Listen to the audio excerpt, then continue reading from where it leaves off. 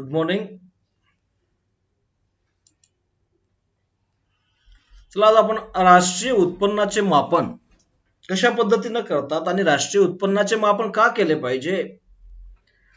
राष्ट्रीय उत्पन्नाच्या मापनातून आपल्या देशाला काय फायदा होतो आणि आपण जे विद्यार्थी अभ्यासक आहोत अभ्यासकांना या राष्ट्रीय उत्पन्नाचा अभ्यास करून आपणास काय मिळतंय, आपणास कोणकोणत्या बाबींसंबंधी माहिती होते आणि आपल्या अर्थव्यवस्थेमध्ये काय चाललंय, सरकार धोरण काय बनवते, सरकार धोरण कशा पद्धतीने बनवते आणि त्या धोरणांचा परिणाम आपल्या अर्थव्यवस्थेवर कशा प्रकारे होतो हे सर्व जाणून घेण्यासाठी आपणास गरज असते ती कशाची, राष्ट्रीय उत्पन्नाची मापन कसं होतं त्याची, आणि दुसरी गोष्ट राष्ट्रीय उत्पन्नाच्या संकल्पना माहित असण्याची. तर या दृष्टिकोनातून हा विषय खूप महत्वाचा आहे. शेवटी आपण भारताचे नागरिक, भारत हा लोकशाही देश, प्रत्येकाला अधिकार आहे आपलं सरकार निवडण्याचा.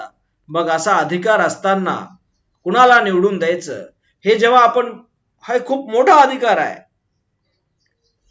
मतदानाचा अधिकार हा सर्वात मोठा अधिकार आहे, कारण ज्याला कुणाला पंतप्रधान करायचं आहे किंवा कुणाला खासदार करायचं आहे या सर्वांचा अधिकार हा आपणाकडे आहे. मग आपल्याकडे अधिकार असताना आपण कशा पद्धतीनं तो वापरायचा याची जाण आपल्यामध्ये येण्यासाठी आपण अवेअर असणं गरजेचं आहे, आपण ज्ञानी असणं गरजेचं आहे. आणि आपण ज्ञानी असलं पाहिजे म्हणजे पोथी पुराण वाचलं पाहिजे त्याला ज्ञानी म्हणत नाही. पोथी पुराण वाचून त्या पोथी पुराणामध्येच गडप झालेला एखादा माणूस असतो, त्या धुंदीमध्येच वागत असतो, त्याला ज्ञानी म्हणत नाही. तर ज्ञानी कोण असतं, आजच्या कालावधीमध्ये आपल्या अर्थव्यवस्थेमध्ये आपल्या देशामध्ये काय चाललेलं आहे याचं ज्ञान त्याच्याजवळ असेल त्याला ज्ञानी म्हटलं जातं. मग आजच्या काळामध्ये जे काही जीवनमान आहे, जे काही लोक जीवन जगत आहेत, अशा परिस्थितीमध्ये सरकार कशा पद्धतीची धोरणे आखत आहेत आणि त्या धोरणांचा परिणाम या नागरिकांवर कशा पद्धतीनं होतो आहे. जर चांगला होत असेल तर त्या धोरणांचं स्वागत केलं पाहिजे, आणि जर त्या धोरणांचा वाईट परिणाम नागरिकांवर होत असेल किंवा अर्थव्यवस्थेवर होत असेल किंवा आपल्या जीवनमानावर होत असेल तर त्याच्यावर टीका करणे हे सुद्धा नागरिकांचं काम आहे. कारण सरकार निवडून देण्याचा अधिकार आपल्या नागरिकांकडे आहे. म्हणून एक एमपीएससीचा अभ्यासक म्हणून तर सोडाच सोडा, परंतु प्रत्येक देशाच्या प्रत्येक नागरिकाला भारतीय स्थितीची, भारतीय अर्थव्यवस्थेच्या स्थितीची माहिती असणे गरजेचे असते.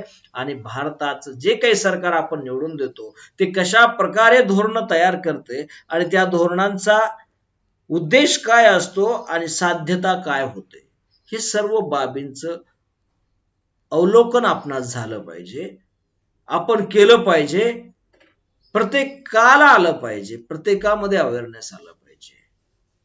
आणि आपल्याला साठी हा एक फायदा आहे की राष्ट्रीय उत्पन्नाची जाण आल्यानंतर, त्याच्या संकल्पनांची माहिती झाल्यानंतर एकतर आपण स्वतः अवेअर होतो, पण त्याच सोबत आपण स्पर्धा परीक्षेची तयारी करतोय, तर स्पर्धा परीक्षेची तयारी करत असल्यामुळे स्पर्धा परीक्षेचे जेवढे काही पेपर होतात तुमचे, युपीएससीचा असेल, एमपीएससीचा असेल, कंबाईन ब असेल, कंबाईन क असेल, कुठल्याही परीक्षेमध्ये राष्ट्रीय उत्पन्नावर प्रश्न विचारला जातो.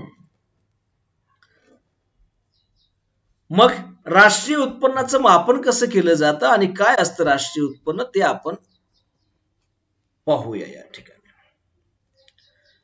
तर हे बघा, या ठिकाणी डाटा घेतलेला आहे आपण. हा डाटा आपण असे सांगतो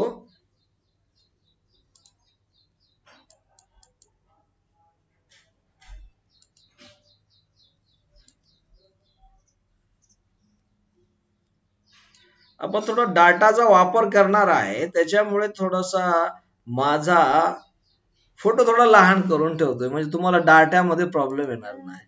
नसता माझा त्या ठिकाणी फोटो पाहून तुम्हाला प्रश्न निर्माण होईल की सर तुमचा फोटो असल्यामुळे आम्हाला डाटा दिसत नाही, त्यामुळे माझा फोटो थोडा बाजूला एका कोपऱ्यामध्ये ठेवतो की जेणेकरून सांगत असलेलो मी तुम्हाला दिसेल आणि इत्तमभूतरित्या जो डाटा आहे त्या डाटा सुद्धा तुम्हाला कळेल. मग बघा, हे स्थूल राष्ट्रीय उत्पन्न GNI, आपण जे GNP संकल्पना पाहिली होती त्यावर आधारित. GNPचं लॉंग फॉर्म होता स्थूल राष्ट्रीय उत्पादन. या ठिकाणी आपण त्याला पैशामध्ये जेव्हा कन्वर्ट होतो त्याला उत्पन्नामध्ये आपण संबोधित करत असतो, स्थूल राष्ट्रीय उत्पन्न. बघा, ही जी आकडेवारी दिली, आकडेवारी वाचता आली पाहिजे, आकडेवारी समजून घेता आली पाहिजे. आणि आकडेवारीवर प्रश्न हा जशाला तसा, एवढी मोठी आकडेवारी पाठ करायची गरज नसते. आकडेवारी ही कशासाठी असते तर आपणा विद्यार्थ्यांना, आपणास एक ट्रेंड कळावा ही माहिती येण्यासाठी. हा ट्रेंड कळाल्यानंतर आपण कोणकोणत्या कालावधीमध्ये कोणकोणती धोरणं सरकारनं घेतली, ज्या धोरणांमुळे आपल्या अर्थव्यवस्थेवर विपरीत परिणाम झाला किंवा आपल्या अर्थव्यवस्थेवर चांगला परिणाम झाला, हे आपणास लक्षात येत असतं.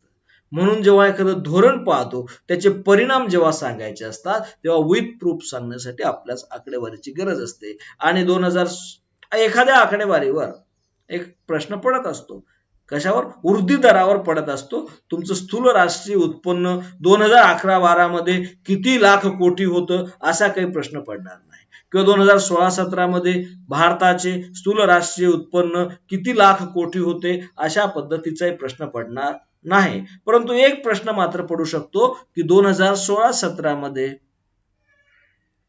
स्थूल राष्ट्रीय उत्पन्नाचा वृद्धी दर किती टक्के होता, असा प्रश्न पडू शकतो. तर बघा, 2016-17 हा पीक इयर आहे, पीक. तिथून तर सगळा चेंज झाला भारताच्या अर्थव्यवस्थेचा नकाशा. तिथून तर भारतीय अर्थव्यवस्थेनं गुलाटी मारली खाली, मुसंडी. कोणती मुसंडी मारली ते तुम्ही शेअर मार्केट पाहत असाल. बघा, शेअर मार्केटमध्ये अगोदर दोन चिन्ह यायचे.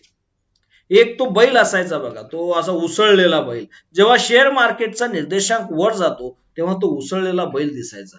आणि जेव्हा शेअर मार्केट घसरतंय तेव्हा अगोदर बियर दाखवायचे, अस्वलाचं चिन्ह दाखवायचं ज्याचं मुंड खाली असतं.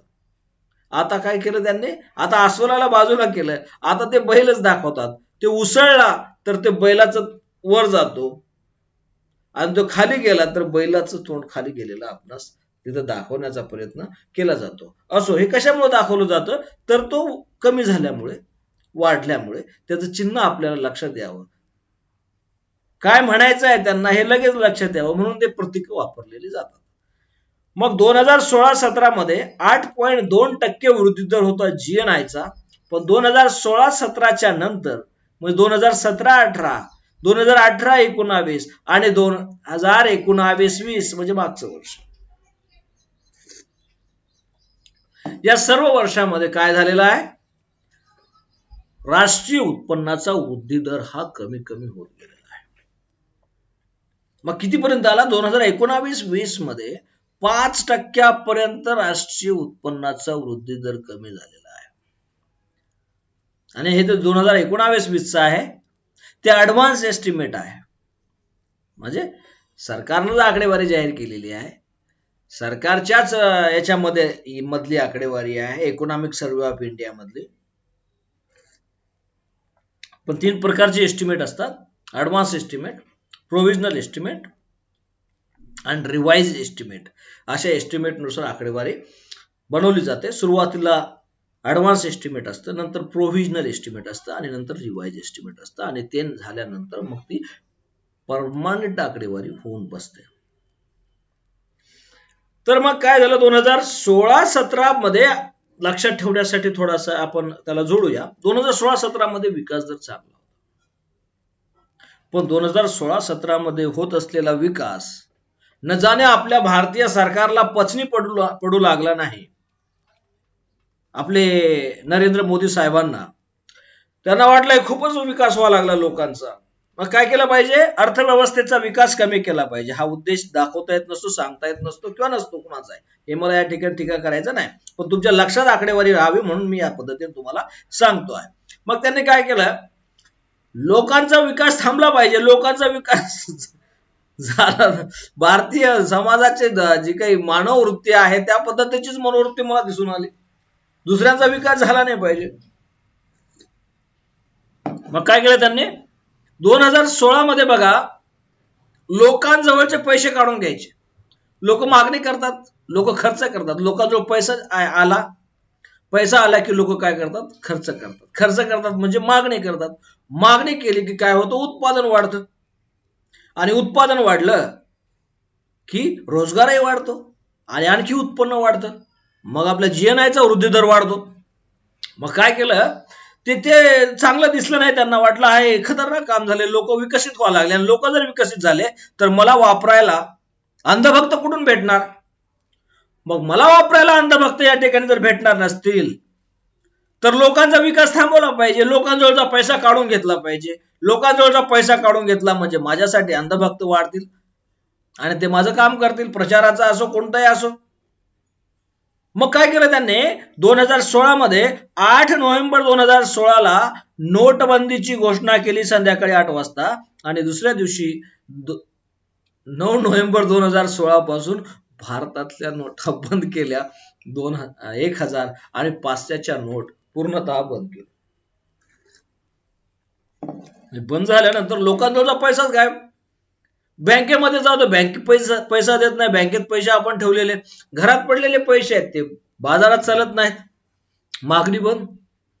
आणि मागणी बंद होऊन मग काय झालं, अर्थव्यवस्थेमध्ये उत्पादन कमी होऊ लागलं, रोजगार संपला आणि अर्थव्यवस्था घटतीच्या दिशेने वाटचाल करायला सुरुवात झाली.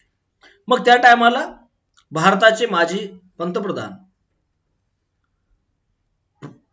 विश्वविख्यात अर्थतज्ञ डॉक्टर मनमोहन सिंग यांनी असं वक्तव्य केलं की हा जो निर्णय घेतला, या निर्णयामुळे भारतीय अर्थव्यवस्थेच्या जीडीपीचा वृद्धी दर हा 2 ते 3% कमी होईल काही कालावधीतच.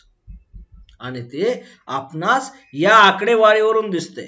आता असं म्हणू नका सर की तुम्ही ते मोदी सरकारच्या विरोधात बोलताय म्हणून तुम्ही अशी आकडेवारी, ही आकडेवारी माझी नाही, ही आकडेवारी सरकारनेच प्रकाशित केलेली आहे. त्यामधून काय झालेलं बघा, 8.2% होता 2016-17 मध्ये, तो 7.2%वर आला, नंतर 6.9%वर आला आणि 5%वर आला. या ठिकाणी कुणावरही आपल्याला टीका करायची नाही. आपल्याला आकडेवारी लक्षात राहिली पाहिजे आणि घटनाही लक्षात राहिली पाहिजे. ह्या दृष्टिकोन लक्षात ठेवून विद्यार्थ्यांच्या फायद्यासाठी अशा पद्धतीचं विश्लेषण केलं म्हणजे लक्षात राहतं, नसतं लक्षात राहत नाही.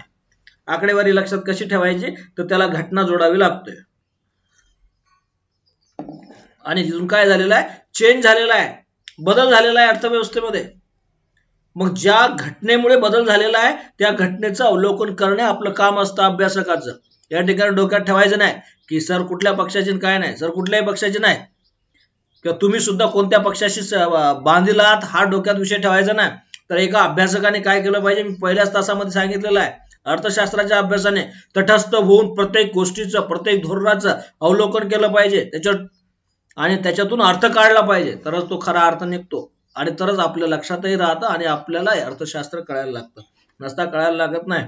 ज्या भाषेत आपण जेव्हा कुठलंही धोरण असो ते म्हणजे ते जर आपल्या अर्थव्यवस्थेला घातक असेल, समाजाला घातक असेल, तर तो सरकार कुठलाही असो, आपण नागरिक आहोत, आपण नागरिकांनी सरकारला तिथं बसवलेलं आहे, आपण मतदान केलेलं आहे म्हणून ते तिथं आहे आणि त्यांना आपण तिथं ठेवलेलं आहे, बसवलेलं आहे. ते कुणासाठी, आपले कामं करण्यासाठी, आपल्या देशाचा विकास करण्यासाठी, आपला विकास करण्यासाठी, आपल्याला पायाभूत सोयीसुविधा उपलब्ध करून देण्यासाठी. त्याच्यामुळे आपण त्यांना जाब विचारणं हे आपला अधिकार आहे, कॉन्स्टिट्यूशनल राईट्स आहे आपला. त्याच्यामुळे आपण तो विचारला पाहिजे आणि आपण प्रत्येक घटनेचं व्यवस्थितरित्या अवलोकन केलं पाहिजे आणि ते व्यवस्थितरित्या समजून घेतलं पाहिजे. तर आपण या ठिकाणी आकडेवारीच्या आधारावरून हे स्पष्ट म्हणू शकतो की जेव्हापासून नोटबंदी झालेली आहे भारतामध्ये तेव्हापासून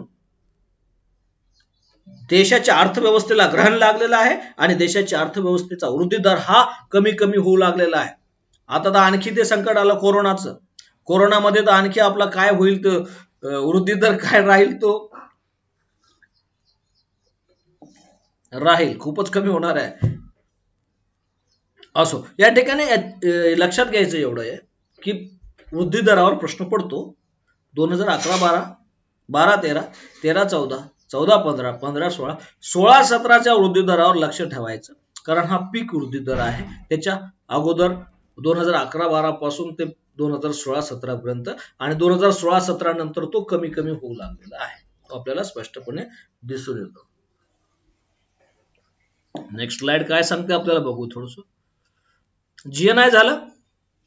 जसं जीएनआयचं तसंच एनएनआयचं. एनएनआयचं काही वेगळं दृश्य नाही, तर जीएनआय सारखंच आहे, थोडाफार 0.1चा 2चा फरक त्या ठिकाणी दिसून येतो, त्यापेक्षा खूप जास्त काही दिसून येत नाही.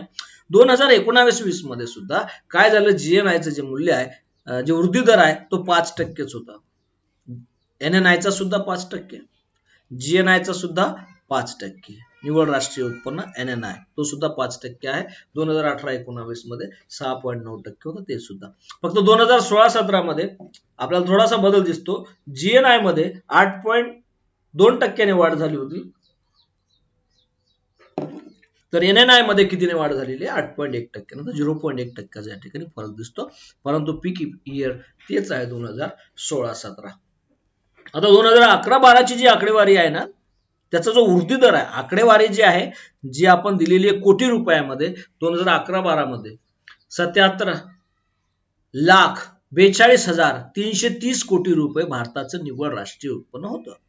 याचा जो आधारभूत वर्ष आहे तो 2011-12 आहे, परंतु जो वृद्धी दर काढलेला आहे 2011-12चा, त्या वृद्धी दराचा आधारभूत वर्ष हे 2004-5 आहे. एवढं लक्षात ठेवायचं. तो 6.5% आहे आणि तिथून पुढे मग 11-12चा आधार घेऊन आधा वृद्धी दर काढलेला आहे. 2012-13चा वृद्धी दर हा 4.5% जो आहे तो 2011-12च आकडेवारी आहे. निव्वळ राष्ट्रीय उत्पन्नाचं तसंच झालेलं आहे.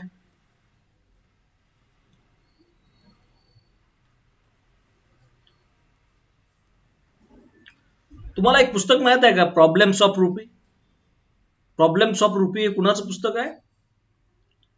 भारतरत्न डॉक्टर बाबासाहेब आंबेडकरांनी प्रॉब्लेम्स ऑफ रुपी हे पुस्तक लिहून ठेवलेलं आहे. या पुस्तकामध्ये त्यांनी स्पष्ट सांगितलेलं आहे की अर्थव्यवस्थेमध्ये चलनी व्यवस्था अधिक मजबूत असली पाहिजे आणि चलनी व्यवस्थेच्या संदर्भाने जर एखादा निर्णय घ्यायचा असेल तर तो निर्णय घेण्या अगोदर, निर्णय घेऊ नका असं त्यांचं म्हणणं नाही, परंतु तो निर्णय घेण्या अगोदर ही व्यवस्था करून ठेवणं गरजेचं आहे की त्या निर्णयामुळे जनतेला कसाही त्रास झाला नाही पाहिजे. कुठलाही आर्थिक निर्णय घेत असताना तो निर्णय घेण्या अगोदर अशी व्यवस्था करून ठेवावी लागणे गरजेचे आहे आणि केली पाहिजे की ज्यामुळे जनतेला कुठल्याही प्रकारच्या समस्येला सामोरं जावं लागणार नाही. कुणाच्या धोरणामुळे? सरकारच्या धोरणामुळे. नसतं जनता आपलं आपलं जीवन जगते, मग सरकार जर त्यांना चांगलं काही देऊ शकत नाही तर कमीत कमी त्यांचं नुकसान होणार नाही याची तर काळजी केलीच पाहिजे आणि ती काळजी प्रत्येक सरकारनं केली पाहिजे, कोणीही असो सरकार असो. आपण आता दरडोई उत्पन्नाकडे येणार आहे. बघा, दरडोई उत्पन्न काय सांगतं, तर देशाचे एका वर्षाच्या कालावधीत जे काही एकूण राष्ट्रीय उत्पन्न असतं, जीएनपी असो, जीएनआय असो की एनएनआय असो, एनएनपी असो, जे काही एकूण राष्ट्रीय उत्पन्न असतं, त्या राष्ट्रीय उत्पन्नाला त्या कालावधीतल्या एकूण लोकसंख्येने भाग दिला असता, त्या कालावधीतल्या राष्ट्रीय उत्पन्नाला एकूण लोकसंख्येने भाग दिला असता आपणास काय मिळतं, दरडोई उत्पन्न मिळतं. दरडोई उत्पन्न हे काय आहे, तर दरडोई उत्पन्न हे सरासरी उत्पन्न आहे, म्हणजे प्रति व्यक्ती किती उत्पन्न मिळतं प्रत्येकाला वार्षिक, वर्षाच्या आधारावर ते उत्पन्न या ठिकाणी सांगितलेलं आहे. आणि आपण कालच पाहिलं कालच्या तासिकेमध्ये की दरडोई उत्पन्न हा जो निर्देशांक आहे हा अधिक चांगला आहे. कशापेक्षा, तर राष्ट्रीय उत्पन्नापेक्षा दरडोई उत्पन्नामध्ये झालेली वाढ ही अधिक फायद्याची असते राष्ट्रीय उत्पन्नात झालेल्या वाढीपेक्षा. आणि भारताच्या संदर्भात हे अतिशय महत्वाचं, कारण भारतामध्ये काय होतं, लोकसंख्येमध्ये होणारी वाढ जास्त आहे, लोकसंख्या जास्त आहे, म्हणून फक्त आपलं राष्ट्रीय उत्पन्न जे आहे ते 5 ट्रिलियन इकॉनॉमी करायचं उद्दिष्ट जे आहे ते ठीक आहे, पण त्यासोबतच आपली लोकसंख्या सुद्धा स्थिर होणे हेही गरजेचं आहे, कारण स्थिर झाली तर प्रत्येकाच्या वाट्यावर येणारा पैसा अधिक असेल. पण तिकडे 5 ट्रिलियनचं उद्दिष्ट ठेवायचं आणि इकडे आपली लोकसंख्या 200 कोटीपर्यंत वाढून न्यायची, तर मग त्या 5 ट्रिलियनचा काही फायदा नाही. त्यापेक्षा आपण आज जे आहोत ते ठीक आहोत असं म्हणायला आपल्याला भाग पडतंय. असो, हे दरडोई उत्पन्न अतिशय महत्वाचं आहे. दरडोई उत्पन्नामध्ये वाढ झालेली आहे. पण तुमच्या लक्षात येईल जे दरडोई उत्पन्नामध्ये होणारी वाढ आहे, या ठिकाणी 2016-17 मध्ये जेव्हा आपण GNI पाहिला, ग्रॉस नॅशनल इन्कम पाहिला, स्थूल राष्ट्रीय उत्पन्न पाहिलं, त्या स्थूल राष्ट्रीय उत्पन्नामध्ये 2016-17 मध्ये 8.2% वाढ झाली होती. बरोबर आहे. NNI मध्ये निव्वळ राष्ट्रीय उत्पन्नामध्ये किती वाढ झाली होती? 8.1% वाढ झाली होती. परंतु दरडोई उत्पन्नामध्ये मात्र 6.8%नेच वाढ झालेली आहे. कमी वाढ झालेली आहे. असं कसं झालं? NNI मध्ये जास्त वाढ आहे, GNI मध्ये जास्त वाढ आहे, 8.2%, 8.1% वाढ आहे 2016-17 मध्ये. परंतु दरडोई उत्पन्न तर सांगतं की फक्त दरडोई उत्पन्नात मध्ये झालेली वाढ किती आहे? फक्त 6.8% आहे. मग तुलनेने कमी आहे. कमी असणारच ना. दरडोई उत्पन्न काढताना लोकसंख्येचा सहभाग येतो. लोकसंख्येनं एकूण राष्ट्रीय उत्पन्नाला भागावं लागतं आणि एकूण राष्ट्रीय उत्पन्नाला भागितल्यानंतरच दरडोई उत्पन्न प्राप्त होतं. आणि मग हे दरडोई उत्पन्न प्राप्त होत असताना लोकसंख्येत जर वाढ झाली तर भागाकार त्याला जास्त संख्येने करावा लागतो आणि जास्त संख्येने भाग दिला म्हणजे जे काही उत्तर येणार आहे ते कमी येऊ शकतं GNI पेक्षा, NNI पेक्षा, तर मग ते कमी होतं. जर समजा आपल्या देशाची लोकसंख्या स्थिर असती म्हणजे वाढ नाही, जेवढे जन्माला येतात बालक तेवढेच लोक रोजच्या रोज मरतात, अशी जर स्थिती असती, थोडक्यात साध्या भाषेत सांगितलं तुम्हाला, जेवढे जन्माला येतात बालक रोजच्या दररोज तेवढेच लोक त्या दिवशी मरतात, अशी जर स्थिती असती तर आपलं GNI, NNI आणि दरडोई उत्पन्न हे समान असते. किंवा जर असं झालं, कधी होऊ शकतं पुढे चालून, जसं जसं विकसित आपण होत जाऊ तसं तसं होऊ शकतो. परंतु आपल्या तसं होईल आपल्या देशामध्ये असं काही चिन्ह मला दिसत नाही. जपान सारखे वगैरे काही होईल की आपली लोकसंख्या कमी व्हायला लागेल, असे चिन्ह आपल्या देशामध्ये काही दिसत नाही जवळपासच्या 50 ते 100 वर्षामध्ये. पुढेही होतील असे नाही, कारण भारतीय माणूस हा शिक्षण घेतो, तो फक्त परीक्षेसाठी घेतो. स्वतःच्या जीवनामध्ये शिक्षण अनुकरायचं, शिक्षणात दिलेल्या ज्ञानानुसार वागायचं, जुन्या रूढी परंपरा सोडून द्यायच्या, विकासाचा ध्यास घ्यायचा, अशा जे ज्ञान घेतलेलं आहे त्याचा प्रत्यक्ष जीवनामध्ये वापर करायचा, असं कुणी काही करताना दिसत नाही. त्याच्यामुळे आपल्या देशामध्ये अशी परिस्थिती निर्माण होईल हे भाकीत काही कधीच करू शकत नाही. आणि दिवसेंदिवस काय झालेलं आहे तर शिक्षणातून जे काही आपल्यामध्ये एक अवेअरनेस यायला पाहिजे, एक जागृती व्हायला पाहिजे होती. शिक्षण हे खूप मोठं साधन आहे, त्याला विपण असं म्हणतात बरेच जण. नेल्सन मंडेला घ्या, तर त्यांचं म्हणणं होतं हे विपण आहे, याचा वापर व्यवस्थित झाला पाहिजे, परंतु विपण होण्या अगोदर हे व्यवस्थित समजून घेऊन ते आपल्या जीवनात उतरवलं पाहिजे. असं काही आपल्या देशात होत नाही आणि आपल्या देशात असं काही होणार नाही. म्हणून आपलं दरडोई उत्पन्न कधीही राष्ट्रीय उत्पन्नापेक्षा जास्त, म्हणजे दरडोई उत्पन्नाचा वृद्धी दर हा कधीही राष्ट्रीय उत्पन्नाच्या वृद्धी दरापेक्षा जास्त असणारच नाही. फिक्स. घुमटकर सरांचं हे वाक्य फिक्स आहे आणि ते फिक्सच राहणार. ते विधान म्हणून कधीही पडू द्या, त्याला तुम्ही राईटच म्हणायचं. 100 वर्ष नाही 200 वर्ष होऊ द्या, भारताच्या संदर्भात अशी परिस्थिती निर्माण होणार नाही. एखाद्या वेळेस निसर्गानं जर विचार केला की इथलं खूपच झाले, आता थोडेसे मारायचे, तर सांगता येत नाही. त्या संदर्भाने सिद्धांत आहेत लोकसंख्याशास्त्रामध्ये, ते आपण बघू नंतर. आणि 2019-20 मध्ये म्हणजे या मागच्या वर्षामध्ये 1 एप्रिल 2019 ते 31 मार्च 2020 या वर्षामध्ये दरडोई उत्पन्नाचा वृद्धी दर 4.3% राहिलेला आहे. तर GNIचा आणि NNIचा वृद्धी दर 5% राहिलेला आहे. तर 2016-17 नंतर सर्वच वृद्धी दरामध्ये घट झालेली आपणास दिसून येते. हाच डाटा मी तुम्हाला या ठिकाणी अशा पद्धतीनं ट्रेंड लक्षात यावा म्हणून दाखवलेला आहे. तर बघा 2011-12 मध्ये दरडोई उत्पन्न जो खालचा एरो आहे ग्रीन लाईन, ही ग्रीन लाईन दर्शवते दरडोई उत्पन्न. कशा पद्धतीने दरडोई उत्पन्न 2011-12 मध्ये 5.1% होतं, ते कमी झालं 2012-13 मध्ये 3.3%. मग नंतर वाढत जाऊन 2016-17 मध्ये दरडोई उत्पन्न 6.8% झालं. तेव्हा NNP निव्वळ राष्ट्रीय उत्पन्न 8.1% होतं. दोन्हीही पीक अवस्थेमध्ये होते, उच्च स्थानावर होते, आणि त्यानंतर परत ते कमी होत असताना आपणास दिसून येतं. ते 5.7%, नंतर 5.6% आणि नंतर 4.3%. या ठिकाणी तुमच्या स्पष्ट लक्षात येईल की आपला जो दरडोई उत्पन्नाचा वृद्धी दर आहे हा सातत्याने GNI पेक्षा आणि NNI पेक्षा कमीच राहिलेला आहे. त्याच्यामध्ये अंतर आहे. तर GNI आणि NNI हे जवळपास सारखे वृद्धी दर आहे बरं. हा वृद्धी दर आहे. वृद्धी दर सारखा असू शकतो, GNI आणि NNI चा वृद्धी दर सारखा असू शकतो, परंतु ऍक्च्युअल जे अमाऊंट आहे, स्थूल राष्ट्रीय उत्पन्न आणि निव्वळ राष्ट्रीय उत्पन्न हे जेव्हा अमाऊंट काढलं जातं त्याच्यामध्ये भेद असतो, वृद्धी दरामध्ये समानता असते.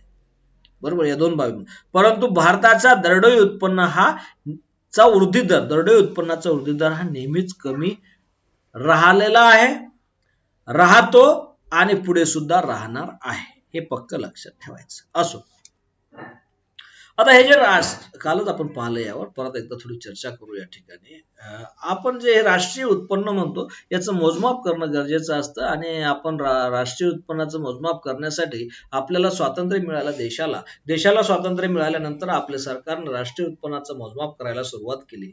1949 मध्ये राष्ट्रीय उत्पन्न समितीची स्थापना केली. या समितीने 1948-49 राष्ट्रीय उत्पन्नात मोजण्याचं काम केलं. त्यांनी आपले अहवाल सादर केले आणि तिथून आपल्या राष्ट्रीय उत्पन्नाला मोजमापाला सुरुवात झाली. 1948-49 हे पहिलं आधारभूत वर्ष आहे बघा भारताचं.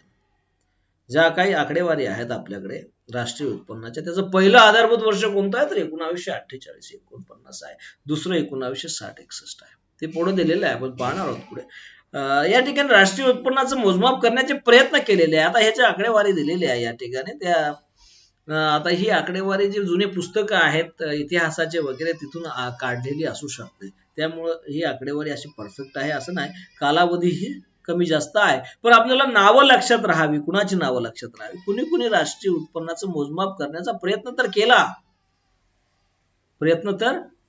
तर प्रयत्न थोडाफार नसता. आपल्या देशाची ही आणखी एक अवस्था बिकट आहे की आपल्या देशामध्ये वैज्ञानिक नाहीत, सायंटिस्ट नाहीत. आपल्या देशामध्ये अर्थतज्ञ सुद्धा नाहीत. आणि मी 12वीला असताना बघा अर्थशास्त्राच्या एका पुस्तकामध्ये वाचलं होतं की आपल्या देशाचा विकास कमी आहे कारण आपल्या देशामध्ये अर्थतज्ञांची कमतरता आहे. बरोबर आहे.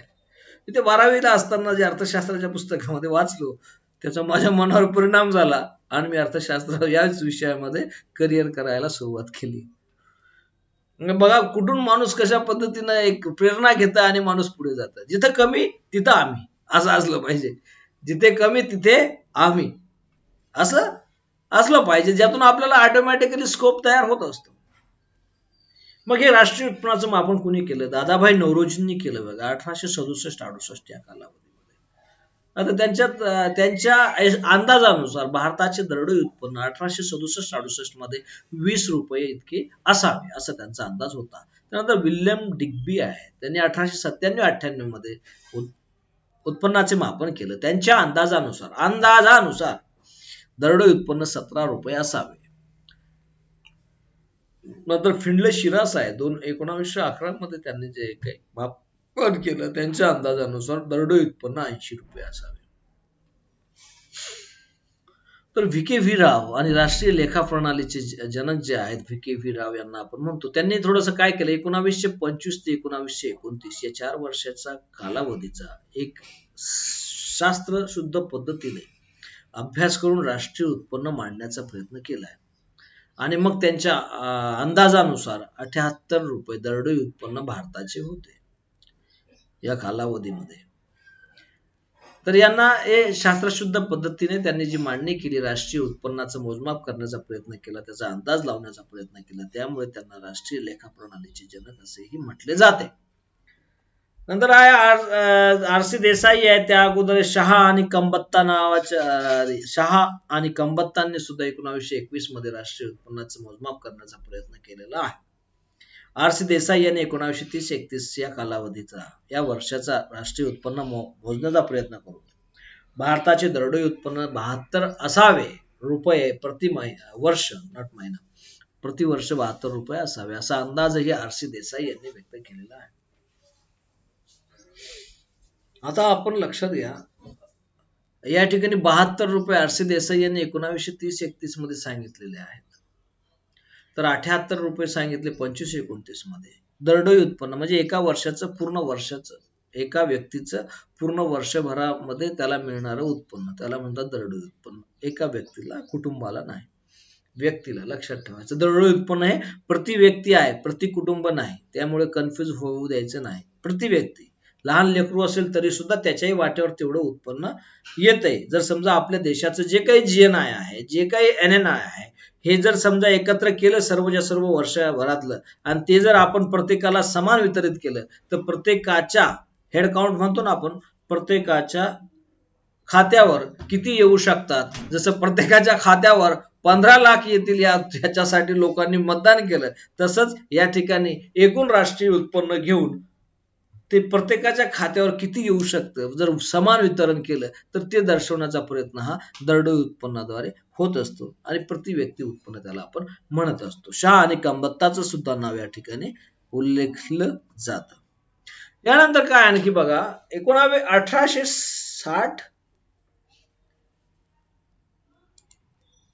1860 ते 1885, 1860 ते 1885 या 1860 ते 1945, 1860 ते 1945 या कालावधीमध्ये बऱ्याच जणांनी भारताच्या राष्ट्रीय उत्पन्नाचं मोजमाप करण्यापेक्षा आपण असं म्हणू की भारताच्या राष्ट्रीय उत्पन्नाचं जे काही वृद्धी दर आहे आणि विशेषतः दरडोई उत्पन्नाचा, कारण दरडोई उत्पन्न हा निर्देशांकात एक महत्वाचा, दरडोई उत्पन्नाचा जे वृद्धी दर आहे तो वृद्धी दर तपासण्याचं काम बऱ्याच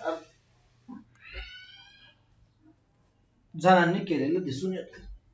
मग या ठिकाणी आपण एक टेबल दिलेला आहे बघा, टेबल आपण बघावा व्यवस्थित. हा टेबल काय सांगतो,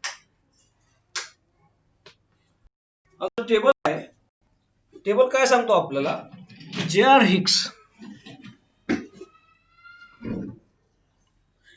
Hicks, M. Mukherjee, S.K. Ghosh यांनी काय केलं, दरडोई उत्पन्नाचं वृद्धी दराचं मापन करण्याचा प्रयत्न केलेला आहे. हे मापन करत असताना त्यांनी 1860 ते 1945 एवढा कालावधी घेतला. त्याचे तुकडे केले की कशा प्रकारचे वृद्धी दर असू शकतो. हाही अंदाज आहे, हे काही पर्टिक्युलर त्याचं मापन नसतं, हा अंदाजच असतो, लक्षात घ्यायचं. 1860 ते 1885 या 15 वर्षाच्या कालावधीमध्ये देशाच्या राष्ट्रीय उत्पन्नाचा वृद्धी दर 1.1% राहिलेला आहे, असं त्यांनी अंदाज व्यक्त केला. अंदाज व्यक्त करताना काही त्यांनी व्हेरिएबल्स घेतलेले असतात, त्यानुसार तयार केला जातो. 1885 ते 1905 या कालावधीमध्ये -0.3% वृद्धी दर होता, कमी झाला 1885 ते 1905 या कालावधीमध्ये. त्याची बरीच कारणे आहेत, तुमचा इतिहास असेल तर तुम्हाला ती कारणे माहित असतील काय काय. तर नंतर 1905 ते 1925 या कालावधीमध्ये जो वृद्धी दर आहे तो 1.3% झालेला आहे. परत 1925 ते 1950 या कालावधीमध्ये जो वृद्धी दर आहे तो -0.1% राहिलेला आहे. आणि मग आपण पाहतो 1860 ते 1945 एवढ्या कालावधीसाठी जर सरासरी वृद्धी दर घेतला आपण तो 0.5% आहे. असे कुणी सांगितलं, मी सांगत नाही. J.R. Hicks, M. Mukherjee, S.K. Ghosh यांनी जो दरडोई उत्पन्नाचा वृद्धी दराचे मापन केलेलं आहे त्यांनी ते सांगितलेलं आहे. मापन केलेलं आहे म्हणजे एस्टिमेट केलेलं आहे. राष्ट्रीय उत्पन्न हे एस्टिमेटेड असतं, कॅल्क्युलेटेड नसतं, लक्षात ठेवायचं. प्रत्येकाचं मोजमाप करताच येत नसतं राष्ट्रीय, ते फक्त एस्टिमेटेड असतं की असं एवढं एवढं असू शकतं, काही घेऊन त्याच्यामधून एस्टिमेशन, पर्टिक्युलर असं एवढंच आहे असं ठाम सांगता येत नसतं. तर हे या ठिकाणी आपण काय केलेलं आहे, ते ॲरोन दाखवलेलं आहे बघा, कशा पद्धतीनं डब्ल्यू तयार झालेला आहे. तसा डब्ल्यू होत नाही तयार, तो उलटा एन तयार होतो. तर आपण जे पूर्ण 1860 ते 1945 या कालावधीतला जो ऍव्हरेज वृद्धी दर आहे तो 0.5% आहे म्हणून तो दिसतो. या ठिकाणी बघा 1.1% परत खाली झालेला आहे, वजा 0.3% परत वर गेला, 1.3% परत खाली आला मायनस मध्ये. हे असं अर्थव्यवस्थेमध्ये चालत असतं आणि हे बऱ्याच वेळेस आपल्याला टीव्हीवर दिसते, न्यूजपेपरमध्ये बघायला मिळतं आणि हे असं आपणही तयार करू शकतो, त्याचा काही विषय नसतं. जे काही आपला वृद्धी दर आहे आपल्या समोर आकडेवारी असेल तर अशा पद्धतीने दर्शवलं, पण असं दर्शवलं तर काय होतं, आपल्या लक्षात राहतं नेमकं काय झालेलं आहे कोणत्या कालावधीमध्ये. टेबल वाचायला जड जातं जरासं. आता वर्धामध्ये जेव्हा राष्ट्रीय उत्पन्नाचं मापन करायचं आहे तर राष्ट्रीय उत्पन्नाचं मापन करण्यासाठी बऱ्याच जणांनी प्रयत्न केले स्वातंत्र्यपूर्व कालावधीमध्ये, परंतु नंतर मात्र जेव्हा स्वातंत्र्य मिळालं तेव्हा राष्ट्रीय उत्पन्नाचं मापन करणं गरजेचं आहे. ते मापन केल्याशिवाय आपण निर्णय नाही घेऊ शकत, आपण मोठे निर्णय घेऊ शकत नाही. आपल्याकडे काय आहे काय नाही आहे याची माहिती आपल्याला नसेल तर आपण धोरणच नाही बनवू शकत ना व्यवस्थित. मग ही धोरणं बनवण्यासाठी काय लागतं, तर तुम्हाला माहिती पाहिजे, ज्ञान पाहिजे, बरोबर आहे, ज्ञान पाहिजे ना. ज्ञान असल्याशिवाय माणूस काम नाही करू शकत, ज्ञान असल्याशिवाय धोरण नाही बनवू शकत. मग ज्ञान पाहिजे, कुणाला ज्ञान पाहिजे, सरकारलाही ज्ञान पाहिजे, धोरणकर्त्यांनाही ज्ञान पाहिजे आणि जनतेलाही ज्ञान पाहिजे. मग हे ज्ञान कुठून मिळणार आहे, एका हवेतून तयार थोडी होणार आहे का, एखाद्या आकाशातून एखादा तो देव नावाची संकल्पना तयार केलेली आहे की वरून आकाशवाणी होते आणि ते ज्ञान त्या ठिकाणी असं पसरतंय, किंवा देव वरून एखादं पुस्तक खाली फेकतो, हे घ्या पुस्तक देवाचं, हे वाचा, याच्यामध्ये तुम्हाला सगळं ज्ञान आहे, असं काही होतं का, नाही, असं काही होत नसतं. ज्ञान कसं निर्माण होतं, तर ज्ञान हे अभ्यासावं लागतं, समाजामध्ये ते असतं, तिथून जमा करावं लागतं. माहिती जमा करावं लागते. आपल्याला माहित आहे, एखादा देव येऊन आपल्याला कधी सांगत नाही की आता 2021 मध्ये भारताची लोकसंख्या किती आहे, 21 मध्ये किती होणार आहे किंवा किती असणार आहे, 140 कोटी की 145, जे काय असेल ते सांगितले पाहिजे. आकाशवाणी आता या अगोदर व्हायची म्हणतात, आताही व्हायला पाहिजे. आपला खर्च वाचेल की हो. नसता आपल्याला किती खर्च करावा लागतो, जर 10 वर्षानंतर सेन्सस काढावा लागतो तर तिथं ते देवाच्या जवळ तर त्याची आकडेवारी असेलच ना, आपण किती जन्माला घातले आणि किती काढून घेतले, त्यानं सांगितले पाहिजे एखाद्या ज्योतिषवाणीमध्ये किंवा तुमच्या त्या काय असते ते क्या त्याच्यामध्ये सांगितलं, पंचांग मध्ये आलं पाहिजे, ते देव तयार करतो पंचांगाला. तर त्या ठिकाणी ते असं काही होत नसतं. ही माहिती माणसाला जमा करावी लागते आणि माणसाने जमा केली तरच माणसाला कळते काय आहे भानगड, आणि काय भानगड आहे ती कळल्याशिवाय आपल्याला पुढे जाता येत नाही, धोरणं तयार करता येत नाही. म्हणून सरकार खर्च करते कशावर, माहिती गोळा करण्यावर. दर 10 वर्षानंतर सेन्सस जमा करते, तिथं बिचारे शिक्षकांना कामाला लावलं जातं, उन्हातानामध्ये ते फॉर्म घेऊन फिरतात, परेशानी आहे. हे काही काम नाही करत देव, सुद्धा ज्ञान सुद्धा देत नाही किंवा हे सुद्धा करत नाही, सगळं आपल्यालाच करावं लागतं. फक्त वैज्ञानिक दृष्टिकोन अवलंबून विकास करायचा म्हणलं स्वतःचा की माणूस नको म्हणतो, जाऊ दे बाबा, कशाला, जे करल ते करल, देव करल, आपल्याला काय करायची गरज आहे. त्यामुळे आपला देश हा मागास राहिलेला आहे बऱ्याच प्रमाणामध्ये. असो, आपण अभ्यासातून पुढे पुढे पुढे जाऊया. मग भारतामध्ये राष्ट्रीय उत्पन्नाचं मापन करण्याच्या संदर्भात राष्ट्रीय उत्पन्न समितीची स्थापना करण्यात आली. या समितीचे अध्यक्ष होते पीसी महालनोबिस. हे पीसी महालनोबिस अतिशय महत्वाचं व्यक्तिमत्व आहे. पीसी महालनोबिस यांनी सांख्यिकीमध्ये खूप मोठं काम केलेलं आहे. यांचं हे खूप मोठं काम आणि सांख्यिकीचं महत्व भारताला जाणून देण्याचं काम सुद्धा पीसी महालनोबिस साहेबांनी केलेलं आहे. यांचं हे काम माहिती करून दिल्यामुळे आणि यांनी सांख्यिकी उभी केल्यामुळे आपल्या देशाची माहितीची जमा करण्याची जी सिस्टम आहे ती सगळी पीसी महालनोबिस यांचं देण आहे. म्हणून बघा, पीसी महालनोबिस यांच्या नावाने 2007 पासून, बघा 2007 कसं असते, हुशार व्यक्ती, ज्ञानी व्यक्ती जर बसलेला असेल खुर्चीवर तर तो कसं लोक पद्धतीनं काम करतो. 2007 पासून 29 जून हा कोणता दिवस आहे तर पी.सी. महालनोबिस यांचा जन्मदिन आहे. 29 जून 2007 पासून 29 जून हा दिवस भारतात सांख्यिकीय दिन म्हणून साजरा केला जातो आणि त्याची घोषणा कुणी केलेली आहे? डॉक्टर मनमोहन सिंग यांनी केलेली आहे. कारण त्यांना ते अर्थशास्त्रज्ञ, त्यांना कळतं सांख्यिकीचं महत्व काय. लक्षात आलं. मग ती जी व्याख्या जे जन्मदिन आहे 29 जून हा जन्मदिन काय म्हणून साजरा केला जातो तर सांख्यिकीय दिन म्हणून साजरा केला जातो भारतामध्ये. आणि तो कधीपासून साजरा करायला सुरुवात झालेली आहे? 2007 पासून साजरा करायला सुरुवात झालेली आहे. दरवर्षी या सांख्यिकीय दिनाचं औचित्य साधून सांख्यिकी जे संघटन आहे देशामध्ये किंवा जिल्हा सांख्यिकीय कार्यालय जे असतं या प्रत्येक ठिकाणी याची एक थीम घेऊन त्या ठिकाणी मार्गदर्शन केलं जातं. आणि याच विषयावर मार्गदर्शन करण्याचा योग मला बऱ्याच वेळेस आला, या विभागाने दिला. त्याबद्दल म्हणजे त्या माहिती जास्त आपणास झालेली आहे, तर ते महत्वाचं आहे. तर ही जी समिती आहे या समितीने आपला पहिला अहवाल 1951 मध्ये सादर केला. कशाच्या संदर्भात? राष्ट्रीय उत्पन्न मापनाच्या 1948-49 संदर्भातला. आणि दुसरा अहवाल 1954 सादर केला. आणि त्यामध्ये जे आधारभूत वर्ष धरण्यात आलेलं होतं, त्या आधारभूत वर्ष जी माहिती गोळा केली ती 2 प्रकारची माहिती गोळा केली.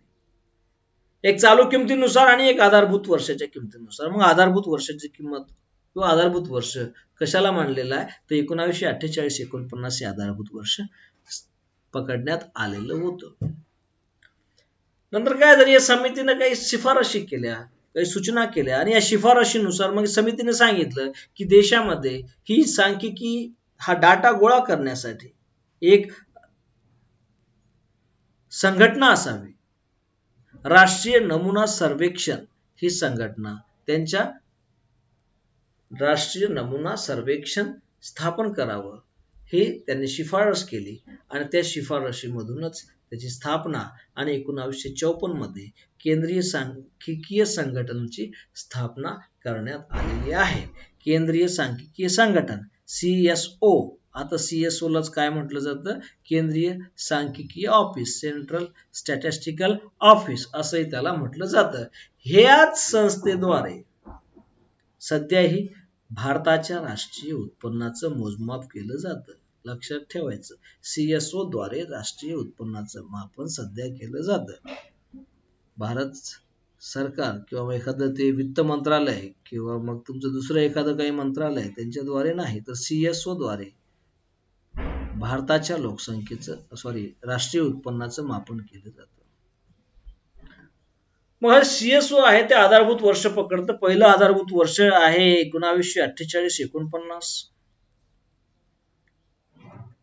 तर ते 1956 मध्ये CSOने जेव्हा CSO स्थापन झाले त्यानंतर CSOने जेव्हा आधारभूत वर्ष पकडलं, CSOने जेव्हा आधारभूत वर्ष पकडलं ते 1956 मध्ये पकडलं, 1948-49.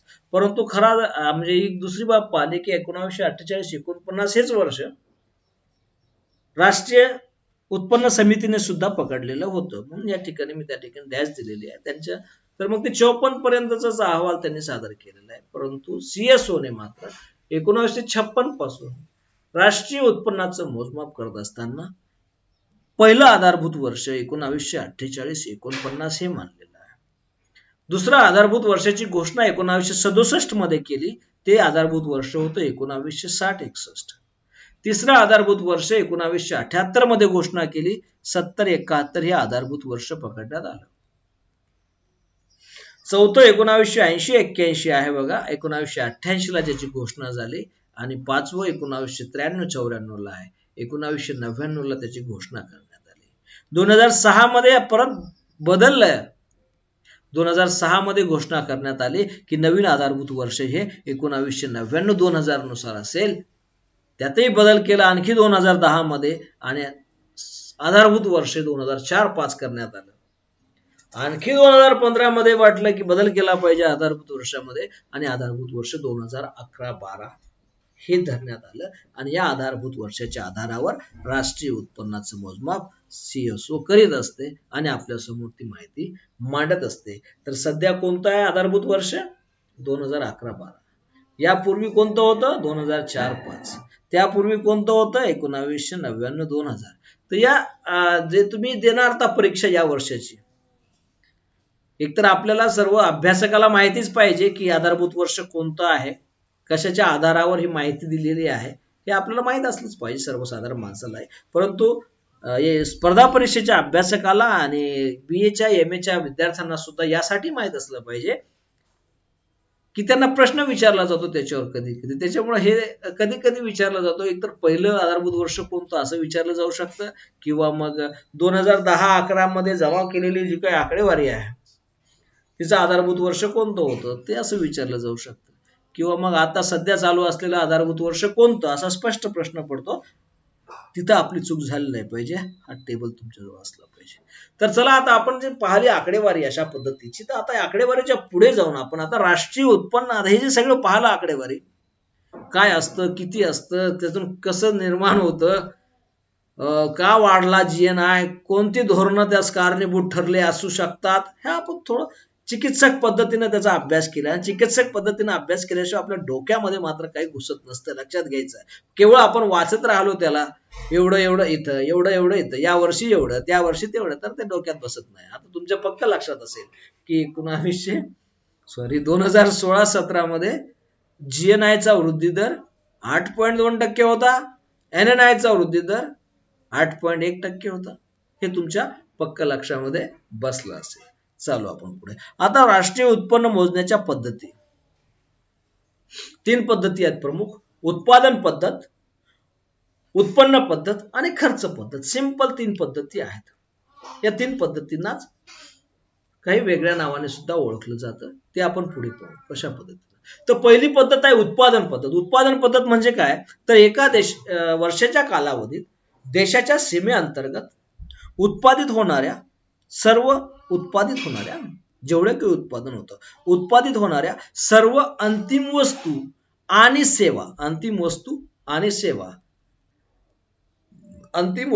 सेवांच्या बाजार मूल्याची जी बेरीज केली जाते, अंतिम वस्तू आणि सेवांच्या बाजार मूल्याची बेरीज म्हणजे किमतीची बेरीज, बरोबर आहे.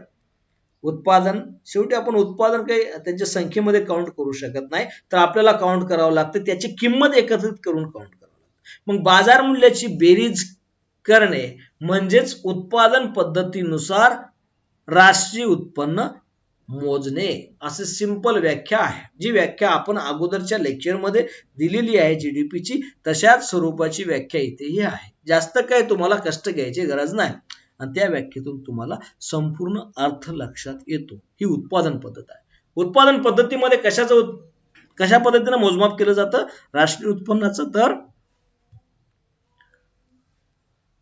एका वर्षाच्या कालावधीत आपण कालावधी घेतोच. देशामधलंच काढणार आहोत आपण, त्याच्यामुळे देशाच्या सीमेअंतर्गत जे काही उत्पादन होतं त्या उत्पादनाचं बाजार मूल्य, त्याची बेरीज म्हणजे उत्पादन पद्धतीनुसार राष्ट्रीय उत्पन्न. फक्त अंतिम वस्तू या ठिकाणी लक्षात ठेवायच्या.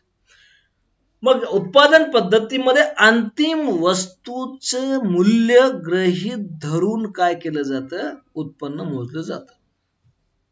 मग या अंतिम वस्तू आपण घेतलेल्या अगोदरचे जे उदाहरण आहे त्यामध्ये लक्षात येतं की अंतिम वस्तू कोणती, कशाला म्हणायचं अंतिम वस्तू. पण अशा काही वस्तू आहेत ज्या अंतिमही वाटतात, मध्यस्थही वाटतात. घुमटकर सरांनी जर गहू विकत घेतले तर ती अंतिम वस्तू होते. बिस्किट कंपनीने तेच गहू विकत घेतलं तर ती इंटरमिडिएट वस्तू होते.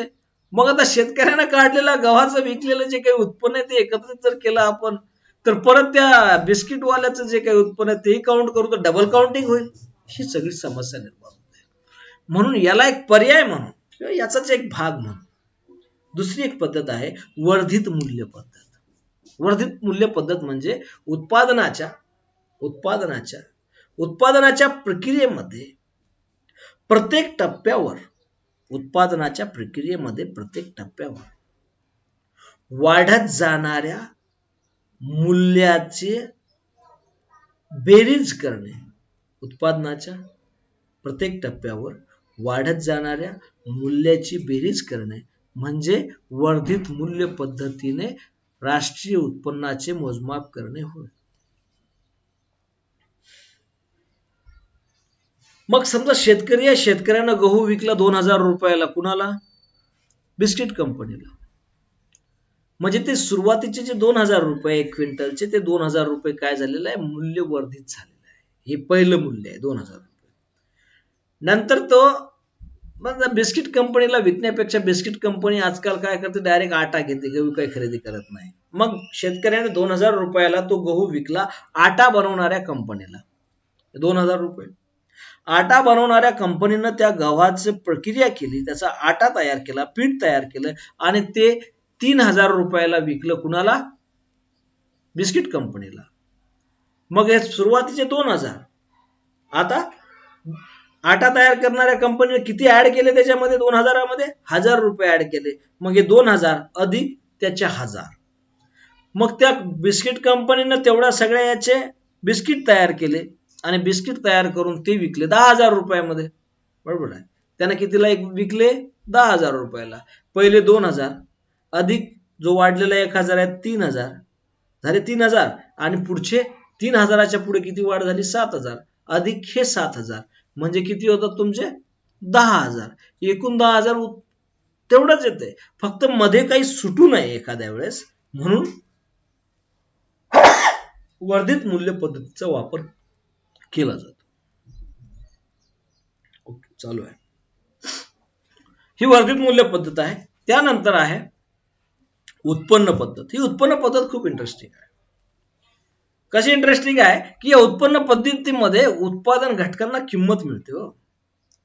जो उत्पादन प्रक्रियेमध्ये उत्पादनाची प्रक्रिया आहे, या उत्पादन प्रक्रियेमध्ये जो समाविष्ट होतो, जो स्वतःचं योगदान देतो, स्वतः काहीतरी करतो कामधंदे, आणि ते कामधंदे केल्यामुळे उत्पादनाच्या प्रक्रियेमध्ये सहभागी झाल्यामुळे त्याला जो मोबदला दिला जातो, त्या मोबदल्याचं मापन करणे म्हणजे उत्पन्न पद्धतीनुसार राष्ट्रीय उत्पन्नाचे मापन करणे होय. मग कसं दिलं जातं बघा. आपल्याला माहित आहे आपल्या जे उत्पादनाचे घटक आहेत ते प्रमुख 4 घटक आहेत. भूमी, श्रम, भांडवल आणि संयोजक. त्याला एंटरप्रेन्युअर्स म्हणतात, त्याला मॅनेजर. आजच्या संयोजक एंटरप्रेन्युअरशिप. तर आजच्या काळामध्ये काय झालेलं, जो मालक असतो त्या मालकाला संयोजक असे संबोधले जाते, असं सध्या तरी पकडा. नंतर आपण त्याचं विश्लेषण करू वेगळ्या पद्धतीने. मग भूमी वापरासाठी आणली जाते. कुठलेही उत्पादन करायचं असेल भूमीचा वापर करावा लागतो. भूमी घेतल्याशिवाय वापरामध्ये उत्पादन होत नाही. हवेतल्या हवेत काय आपल्याला उत्पादन करता येत नाही. हवेतही आपल्याला जर एखादा काही करायचं असेल, मोठं ऍडव्हर्टाइजमेंट जर करायची असेल तुम्हाला, हवेमध्ये जर तुम्हाला एखादा खूप मोठा गुब्बारा बनवायचा आहे, त्या गुब्बाऱ्यावर जर तुमच्या पार्टीचं नाव टाकायचं आहे किंवा तुम्हाला एखादं तुमचं उत्पादनाचं नाव टाकायचं आहे आणि तो जर आकाशात सोडायचा आहे, तर आकाशात सोडण्यासाठी सुद्धा तुम्हाला काय घ्यावं लागतं? भाडं द्यावं लागतं. नगर परिषदेला, महानगरपालिकेला, ज्यादा लोकल जी काही संस्था आहे त्या संस्थेला भाडं द्यावंच लागतं. तुम्ही आकाशामध्ये जरी सोडला त्या परिस्थितीतल्या, पण ऍडव्हर्टाइज करायला लागला तुम्हाला त्याचा किराया द्यावा लागतो, भाडं द्यावं लागतं, म्हणजे रेंट आहे. मग जमिनीचा वापर केल्यानंतर, जमिनीचा वापर झाल्यामुळे त्याला द्यावा लागणारा मोबदला हा असतो खंड. कामगार जेव्हा उत्पादन प्रक्रियेमध्ये सहभागी होतो त्याला मोबदला दिला जातो. कशामध्ये? वेजेस, ज्याला आपण वेतन दिलं जातं. आणि त्यासोबतच जेव्हा एखादा उद्योग उभारायचा आहे तेव्हा पैशाची कमतरता असते आणि हा पैसा उभारावा लागतो, कर्ज घ्यावं लागतं. या कर्ज म्हणजेच भांडवल, या भांडवलाला द्यावं लागतं व्याज. आणि जो एंटरप्रेन्युअर्स आहे, जो संयोजक आहे, त्याला पाहिजे असतो नफा. म्हणजे जेवढं काही उत्पादन होतं त्या उत्पादनाची जी काही किंमत असते ती सर्वच्या सर्व किंमत ही या 4 घटकांमध्ये विभागलेली असते. मग आपल्याला जर राष्ट्रीय उत्पन्नाचं मोजमाप करायचं तर या 4 घटकांना जेवढं काही उत्पन्न मिळालं वर्षभरामध्ये, उत्पादनाच्या घटकांना जेवढं काही उत्पन्न वर्षभरामध्ये मिळालं त्या सर्वांचं कॅल्क्युलेशन केलं, त्यांची बेरीज केली की आपल्याला राष्ट्रीय उत्पन्न मिळून जातं. सिंपल आहे. यामध्ये खूप काही असं अवघड नाही. राष्ट्रीय उत्पन्न मापनाची ही उत्पन्न पद्धती आहे, सोपी पद्धत आहे, चांगली आहे, लक्षात ठेवता येते. याचा फॉर्म्युला आपण काय बनवू शकतो, वाय म्हणजे राष्ट्रीय उत्पन्न बरोबर आर, आर म्हणजे काय, खंड, रेंट, डब्ल्यू, डब्ल्यू म्हणजे वेतन, रोजगाराला दिलं जाणारं वेतन, त्याचंही काउंटिंग करायचं आहे. नंतर आय आर दिलेला आहे म्हणजे इंटरेस्ट रेट, जो काही इंटरेस्ट जमा होणार आहे, कोणाला, जो भांडवल देतो त्या भांडवलदाराला जे काही इंटरेस्ट मिळतं ते इंटरेस्टचा अमाऊंट, आणि जो संयोजक असतो, जो हे सर्व प्रक्रिया घडून आणतो, कामगारांना आणतो, भूमी घेतो विकत, भांडवल जमा करतो आणि उद्योग सुरू करतो, त्यामध्ये मार्गदर्शन करतो, त्याला नफा मिळत असतो, त्या सर्वांचं एकत्रित केलं काउंटिंग की आपल्याला मिळतं राष्ट्रीय उत्पन्न. या राष्ट्रीय उत्पन्नालाच आणखी काय म्हटलं जातं बघा, यालाच घटक खर्च किंवा घटक किंमत पद्धत असेही म्हणतात. घटक खर्च किंवा घटक किंमत पद्धत असेही म्हणतात.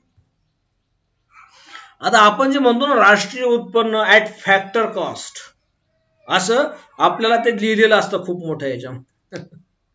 विद्यार्थ्यांना, माझा विद्यार्थ्यांचा जेव्हा याच्यात आलं शिकवताना, विद्यार्थी income, rational income at factor cost हे काय आहे सर, हे दुसरं तिसरं काय नाही, ऍट फॅक्टर कॉस्ट पद्धतीनं मोजलेलं आहे. फॅक्टर कॉस्ट पद्धत म्हणजे कोणती, ही उत्पन्न पद्धत, वेगळं काय नाही त्याच्यामध्ये. फॅक्टर कॉस्ट मध्ये उत्पन्न पद्धतीलाच आपण घटक खर्च किंमत असे म्हणतो, आणि फॅक्टर कॉस्ट म्हणजे सुद्धा मराठीमध्ये त्याला घटक खर्च असे म्हणतात.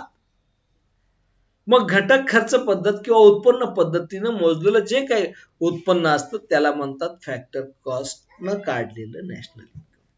तर हे जे उत्पादनाचे घटक आहेत, या घटकांना जेव्हा आपण काय करतो, ते वितरित करतो, त्यांचा मोबदला, आणि त्याचं मापन करतो मिळालेल्या मोबदल्याचं, त्याला उत्पन्न पद्धत असे म्हणतात.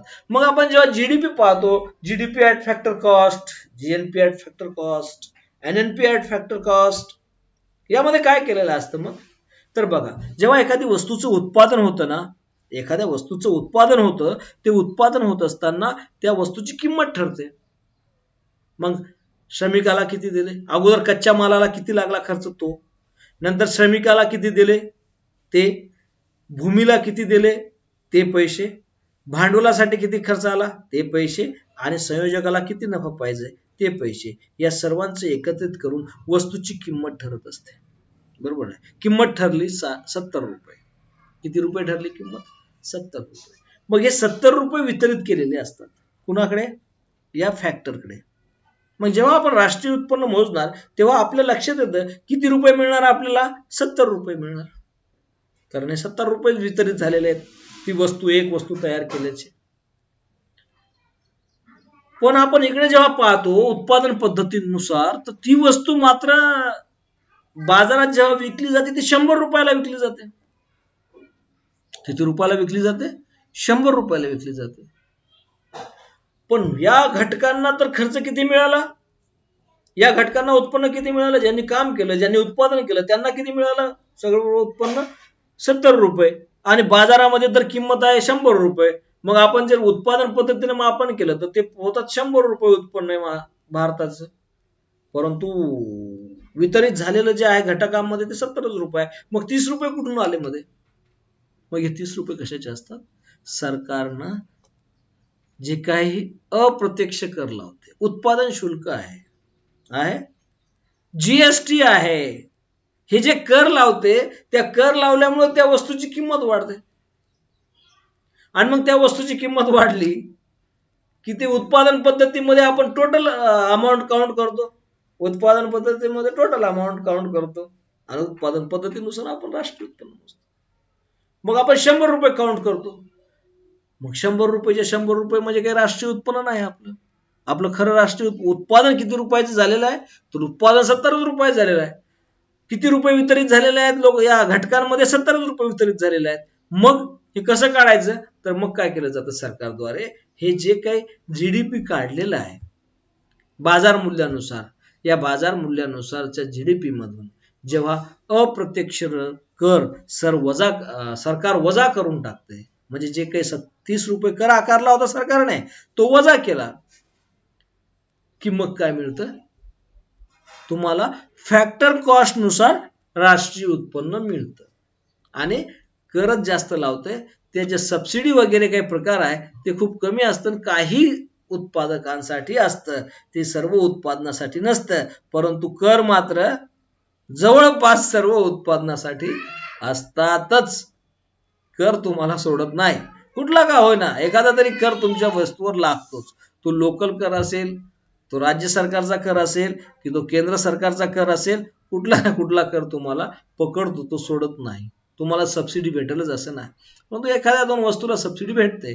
तर मग national income at factor cost काढण्यासाठी काय केलं जातं, तर जे जीडीपी आहे वजा तुमचं अप्रत्यक्ष कर आहेत अधिक त्याच्यामध्ये मग जर काही तुम्हाला सबसिडी दिली, समजा हे 70 रुपयाचं उत्पादन झालं, परंतु त्या उत्पादकाला ते परवडत नाहीये, त्याला 70 रुपयाला वस्तू विकायला परवडत नाही, हे खर्च जास्त व्हायला लागला, त्याला त्याचा जो पैसा नाही पगार द्यायला लोकांचा, मग अशा टायमाला सरकार कधी कधी काय करतं, तुम्हाला अनुदान देतं की तुमची वस्तू जी उत्पादित करतात ती अतिशय महत्वाची वस्तू आहे, तिची समाजाला गरज आहे.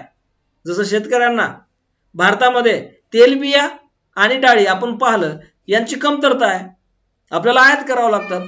मग सरकार काय करतं, शेतकऱ्यांनी तेलबिया लावल्या पाहिजे, डाळी लावल्या पाहिजे, पण शेतकरी काय लावत नाही का, त्यातून उत्पन्न मिळत नाही, जास्त उत्पन्न झालं तर त्याला किंमत नसते. मग सरकार काय करते, त्यांना अनुदान देते, अरे बाबा तुम्ही काय करा, ते डाळ लावा, त्याच्यासाठी जे काही बी लागतं ते आम्ही देतो, त्याच्यासाठी जर काही खत लागतं ते आम्ही देऊ, पण तुम्ही ते लावा, असं सरकार त्या ठिकाणी देतं. ही असतात अनुदाने. ही अनुदाने या जीडीपी मधून वजा केली म्हणजे आपल्याला काय मिळतं, जीडीपी ऍट फॅक्टर कास्ट. असं काही खूप वेगळी पद्धतीनं सांगण्याची गरज नाही आणि अशी काही खूप वेगळी आहेत असं नाही. आपण जेव्हा उत्पन्न पद्धती पाहतो त्यालाच घटक खर्च किंमत असे म्हणतात, घटक खर्च पद्धत असेही म्हणतात, घटक किंमत पद्धत असेही म्हणतात. तर या घटक किंमत पद्धतीनुसार जेव्हा राष्ट्रीय उत्पन्नाचं मापन केलं जातं तेव्हा ती जे ऍट फॅक्टर कॉस्ट हे जे आपल्याला असं ते द्वंद्व निर्माण करणारं डोक्यातलं जे काही संकल्पना असते आणि ती काय गुंतागुंतीची करून सांगितली जाते, ती अगोदर अभ्यासायची नसते. राष्ट्रीय उत्पन्नाचं मापन करताना अगोदर सुरुवातीला आपण संकल्पना पाहतो, संकल्पना पाहत असतानाच तिथं ते जीडीपी ऍट फॅक्टर कॉस्ट पाहण्याची गरज नाही. जेव्हा आपण आपल्या ती संकल्पना समजून घेतल्यानंतर जेव्हा मापनाच्या पद्धती पाहतो, या पद्धती पाहत असताना आपणास ती येऊन जाते उत्पन्न पद्धत मध्ये, मग तिथेच ती आपण लक्षात घेतली तर आपल्या व्यवस्थित लक्षात बसते. म्हणून लक्षात ठेवायचं 4 उत्पादनाचे घटक आहे, त्यांना दिला जाणारा मोबदला आहे, या मोबदल्याचं मापन करणे एकत्रितरित्या म्हणजेच आपला घटक खर्च पद्धत आहे किंवा उत्पन्न पद्धत आहे, ज्यानुसार आपण राष्ट्रीय उत्पन्नाचं मोजमाप करतो. आता यानंतर ही इंटरेस्टिंग पद्धत आहे, उत्पन्न पद्धतीनं मापन करा किंवा खर्च पद्धतीनं मापन करा, एकाच नाण्याच्या 2 बाजू. उत्पन्न मिळतं ते खर्च केलं जातं, मी खर्च केलेलं उत्पन्न मी जर खर्च करतो तर ते दुसऱ्याचं उत्पन्न बनते, बरोबर आहे. एकाचं उत्पन्न दुसऱ्याचा खर्च, दुसऱ्याचा खर्च तिसऱ्याचं उत्पन्न, असं हे अर्थव्यवस्थेचं चक्र चालू असतं, बरोबर आहे. मग त्याच्यामधून काय होतं बघा, खर्च पद्धतीनुसार जेव्हा आपल्याला उत्पन्नाचं मापन करायचं त्यामध्ये काय केलं जातं, एका वर्षाच्या कालावधीत देशातील व्यक्ती, संस्था आणि सरकारद्वारे करण्यात येणाऱ्या सर्व उपभोग व गुंतवणुकीवरील खर्चाची बेरीज करून मिळालेल्या उत्पन्नास खर्च पद्धतीने राष्ट्रीय उत्पन्नाचे मोजमाप केले असे म्हणता येते. म्हणजे कसं आहे, एकंदरीत आपल्या देशामध्ये सर्वांनी जो काही खर्च केलेला आहे, थोडक्यात सर्वांनी जो जो काही खर्च केलेला आहे तो कुठलाही खर्च असू द्या, उपभोग खर्च असू शकतो, गुंतवणूक खर्च असू शकतो, बरोबर, कुठलाही खर्च असू शकतो, कुठल्याही प्रकारचा खर्च करू द्या, तो सर्व प्रकारचा खर्च एकत्रितरित्या मोजणे म्हणजे खर्च पद्धतीनुसार राष्ट्रीय उत्पन्नाचे मोजमाप.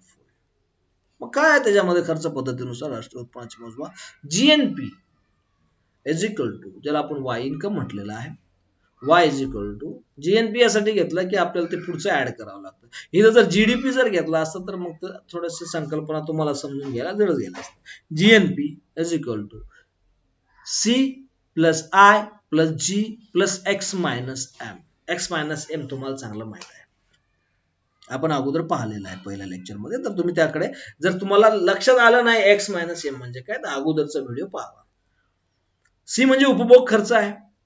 म्हणजे भारतातल्या नागरिकांनी एका वर्षाच्या कालावधीत जो जो काही उपभोग खर्च केलेला आहे तो एकंदरीत उपभोग खर्च म्हणजे सी. आय म्हणजे काय आहे? आय म्हणजे इन्व्हेस्टमेंट. इन्व्हेस्टमेंट म्हणजे गुंतवणूक. इथं गुंतवणुकीवरचा खर्च. जे जे काही उत्पादक आहेत, ज्यांना काहीतरी उत्पादन करायचे आहे किंवा ज्यांना आपला पैशावर व्याज मिळवायचं आहे, डिव्हिडंड मिळवायचं आहे, अशा सर्व लोकांनी जो काही खर्च केलेला आहे गुंतवणुकीवरचा, तो गुंतवणूक खर्च म्हणजे आय. आणि जी आहे महत्वाचा आहे, जी सरकारचा खर्च. सरकार जे काही खर्च करते अर्थव्यवस्थेमध्ये वर्षभरात, अर्थसंकल्पामध्ये दिलेलं असतं ना, एका वर्षामध्ये सरकार किती खर्च करणार आहे. अर्थसंकल्प हा खर्चाचंच अधिक विश्लेषण करणारा असतो आणि खर्चाचंच विश्लेषण करणारा असावा उत्पन्नापेक्षा. आपल्याला सतत वाटतं नागरिकांना की सरकारनं कमीत कमी कर लावावा आणि जास्तीत जास्त खर्च करावा, असं आपल्या नागरिकांना वाटत असतं. सरकारनं कमीत कमी कर गोळा करावा आणि जास्तीत जास्त आपल्यावर खर्च करावा, आपल्यावर, सरकारवर, स्वतःवर नाही. बरोबर आहे. सरकारनं खर्च कुणावर केला पाहिजे? आपल्यावर केला पाहिजे. ज्याला आपण निवडून दिलं त्याने आपल्या विकासाचा विचार केला पाहिजे. जसं तुमचे लाल बहादूर शास्त्री होते, त्यांच्या संदर्भात असं बोललं जातं की त्यांना फक्त 2च ड्रेस होते, तेच घालायचे आपले आणि आपलं काम करायचे लोकांचा विकास करण्याच्या दृष्टीकोन. त्यानंतर जे पंतप्रधान आलेत नंतर, त्या बरेच पंतप्रधान त्याच्यामध्ये एक त्यांचं एक लेवल तर राहायचं, कमीत कमी पंतप्रधान आहे तर मग त्याचे एका विशिष्ट प्रकारचे कपडे, मग त्याच प्रकारामध्ये ते दिसायचे.